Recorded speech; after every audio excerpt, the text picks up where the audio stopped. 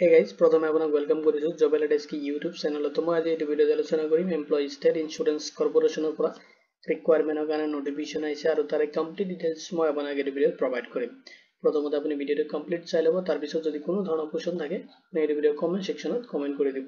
তাহক দেৰি নকৰি আজি ভিডিওটো আৰম্ভ কৰোঁ। প্ৰথমতে আপুনি যিকোনো ব্ৰাউজাৰ এটা ওপেন কৰি লব আৰু তাতে আপুনি সাৰ্চ কৰিব www.esic.gov.in সাৰ্চ কৰিলে এমপ্লয়িজ ষ্টেট ইন্স্যুৰেন্স কৰ্পোৰেচনৰ যেটো অফিচিয়েল ওয়েবসাইট আছে তাতে আপুনি ভিজিট কৰিব পাৰিব। প্ৰথমতে আপোনাক ডিটেইলছ খিনি মই প্ৰভাইড কৰিম। নেক্সট আপোনাক দেখুৱাম আপুনি কেনেকৈ অফিচিয়েল যেটো নটিফিকেশন ৰিলিজ হৈছে এটা আপুনি কেনেকৈ ডাউনলোড কৰিব, লগতে আপুনি কেনেকৈ এপ্লাই কৰিব সেইখিনি প্ৰসেস মই লাষ্টৰ পিনে আপোনাক প্ৰভাইড কৰিম। This of Employees State Insurance Corporation Requirement 2025 notification out for 558 specialist grade 2 senior scale and junior scale কাৰণে ভ্যাকেন্সি আইছে আৰু তাৰ ডিটেইলছ খিনি মই আপোনাক এটা এইটো ভিডিওত প্ৰভাইড কৰিম। এতিয়া সব প্ৰথমতে ৰিকুৱাৰমেন্টৰ পোষ্ট ডিটেইলছ খিনি চাই লওক। যত আপোনাৰ পোষ্ট নেম আছে স্পেশালিষ্ট গ্ৰেড 2, যত আপোনাৰ সিনিয়ৰ স্কেলৰ কাৰণে পোষ্ট আছে আৰু তাতে আপোনাৰ টোটাল পোষ্ট আছে মানে ভ্যাকেন্সি আছে 155। যত আপোনাৰ এই স্কেলটো মানে পে লেভেলটো পাব আপুনি 12, যত আপুনি ৰিসিভ কৰিব rupees 78,800 প্লাস আপুনি পাব DA NPA HRA প্লাস আপুনি TA টো ৰিসিভ কৰিব পাৰ মান্থ। নেক্সট আপোনাৰ পোষ্ট আছে স্পেশালিষ্ট সেকেন্ড, যেটো আপোনাৰ জুনিয়ৰ স্কেলৰ কাৰণে, যত আপোনাৰ ভ্যাকেন্সি আছে 403, যেটা আপোনাৰ পে লেভেল হয় 11 আৰু আপুনি ৰিসিভ কৰিব 67,700 লগত আপোনাৰ ৰিসিভ কৰিব প্লাস আপুনি DA NPA HRA and TA টো আপুনি ৰিসিভ কৰিব পাৰ মান্থ। এতিয়া সব পোষ্টখিনিত এপ্লাই কৰোতে আপুনি চেক কৰিব লাগিব এলিজিবিলিটি ক্ৰাইটেৰিয়া খিনি। এতিয়া সব এলিজিবিলিটি ক্ৰাইটেৰিয়া তো পোষ্ট নেম আছে স্পেশালি যেটো গ্ৰেড 2, যেটো আপোনাৰ সিনিয়ৰ স্কেলৰ কাৰণে পোষ্ট আছে। তাতে আপোনাৰ যেটো এডুকেশনাল কোৱালিফিকেশন বিচাৰিছে আপুনি MBBS কৰা হ'ব লাগিব, লগতে আপুনি পোষ্ট গ্ৰেজুৱেচন ডিগ্ৰী কৰা হ'ব লাগিব, লগতে আপোনাৰ 5 ইয়াৰ্স এক্সপেৰিয়েন্স থাকিব লাগিব। তেতিয়াহলে আপুনি পোষ্টখিনি কাৰণে এলিজিবল হ'ব আৰু ম্যাক্সিমাম এজ দিয়া আছে আপোনাৰ 45 ইয়াৰ্স লৈকে আপুনি পোষ্টখিনিত এপ্লাই কৰিব পাৰিব। নেক্সট যেটো পোষ্ট আছে আপোনাৰ স্পেশালিষ্ট যেটো গ্ৰেড 2 কাৰণে হ'ব, যেটো আপোনাৰ জুনিয়ৰ স্কেলৰ কাৰণে পোষ্ট আছে। তাতে আপোনাৰ এডুকেশনাল কোৱালিফিকেশন বিচাৰিছে আপুনি MBBS কৰা হ'ব লাগিব, লগতে আপুনি পোষ্ট গ্ৰেজুৱেচন ডিগ্ৰী বা ডিপ্লোমা যদি আপুনি কৰিছে, লগতে আপোনাৰ থাকিব লাগিব 3 to 5 ইয়াৰ্স এক্সপেৰিয়েন্স। তেতিয়াহলে আপুনি পোষ্টখিনি কাৰণে এলিজিবল হ'ব এন্ড আপুনি এপ্লাই কৰিব পাৰিব। এতিয়া আপোনাৰ এজ লিমিট বিচাৰিছে ম্যাক্সিমাম এজ হয় 45 ইয়াৰ্স লৈকে আপুনি পোষ্টখিনিত এপ্লাই কৰিব পাৰিব। নেক্সট সব এজ ৰিলেক্সেশন খিনি আপ টু আপুনি 5 ইয়াৰ্স এজ ৰিলেক্সেশন পাব, লগতে সব যেটো গভৰ্নমেন্ট যেটো ৰুলস হয় নৰ্মস হয় এইটো হিচাপত আপুনি ক্যাটেগৰি ওয়াইজ এজ ৰিলেক্সেশন খিনি আপুনি ৰিসিভ কৰিব। লগতে সব আপুনি যেটো ষ্টেটৰ পৰা এপ্লাই কৰিব সেইটো ষ্টেটৰ যেটো ৰিজনাল ল্যাঙ্গুৱেজ হয় সেইটো আপুনি জনা থকা হ'ব লাগিব আৰু এইটো হিচাপত আপুনি এপ্লাই কৰিব লাগিব।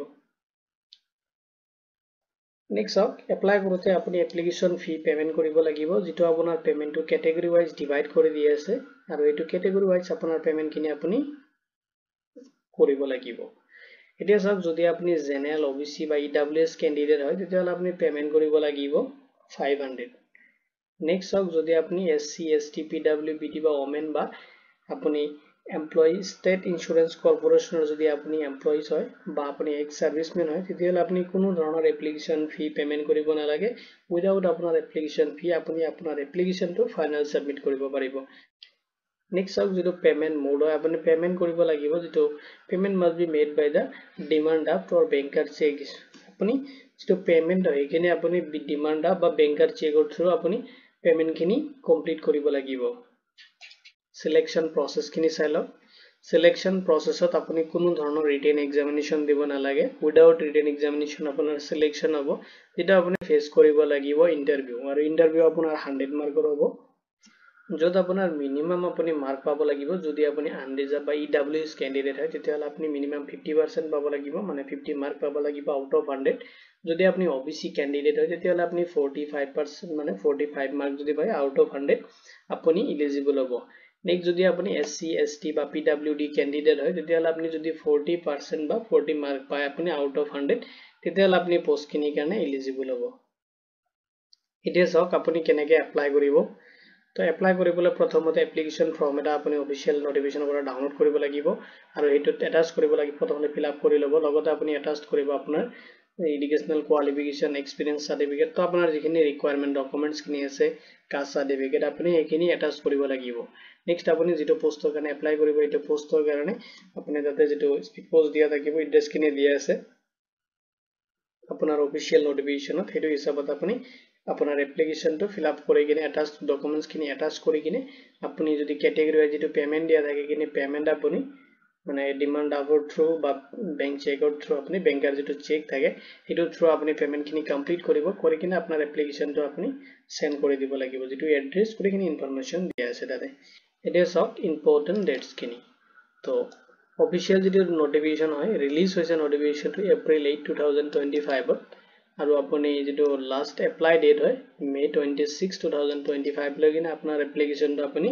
লাষ্ট সাবমিট কৰিব পাৰিব এতিয়া সব অফিচিয়েল যেটো ওয়েবসাইট হয় এটো লিংক মই ভিডিওৰ ডেসক্ৰিপচনত আপোনাক প্ৰভাইড কৰি দিম তাতে যদি আপুনি ভিজিট কৰাৰ পিছত চাব এটো অফিচিয়েল ওয়েবসাইট হয় ৰিডাইৰেক্ট হ'ব পাৰিব মই ডেসক্ৰিপচনত মই এটো অফিচিয়েল ওয়েবসাইটৰ লিংক মই প্ৰভাইড কৰি দিম তাতে যোৱাৰ পিছত আপুনি সব ওপৰত আছে ৰিকোয়াৰমেন্ট বুলি তো ৰিকোয়াৰমেন্টত আপুনি ক্লিক কৰিব তো ৰিকোয়াৰমেন্ট যদি আপুনি ক্লিক কৰিব এটো লেটেষ্ট ৰিকোয়াৰমেন্টস আছে এখিনি ডিটেইলস এতে শো হৈ যাব আপুনি ইয়াৰ পৰা গুটেখিনি ডিটেইলস মানে চেক কৰিব পাৰিব এন্ড লেটেষ্ট যেটো ৰিকোয়াৰমেন্ট আছে এখিনি চেক কৰিব কৰি কিনে আপুনি সব যেতিয়া নোটিফিকেশনটো আছে এটো ডাউনলোড কৰি লব এটো নোটিফিকেশন লিংক মই আপোনাক এই ভিডিওৰ ডেসক্ৰিপচনত প্ৰভাইড কৰি দিম যেতিয়া আপুনি ক্লিক কৰিব এটো নোটিফিকেশন আপুনি জাস্ট লিংকটোত ক্লিক কৰিলে অটোমেটিক্যালি ডাউনলোড হৈ যাব আৰু তাৰ পৰা আপুনি গুটেখিনি ইনফৰমেশন চেক কৰিব পাৰিব লগতে আপোনাৰ যেটো এড্ৰেছ হয় কেনেকৈ আপুনি এপ্লাই কৰিব তো গুটেখিনি ডিটেইলস এতে দিয়া আছে আৰু যেটো আপোনাৰ সিনিয়ৰ স্কেলৰ যিখিনি পোষ্ট আছে বা জুনিয়ৰ স্কেলৰ পোষ্ট খিনি ডিভাইড কৰি দিয়া আছে সেইখিনি পোষ্ট ডিটেইলস আপুনি এতে পাই যাব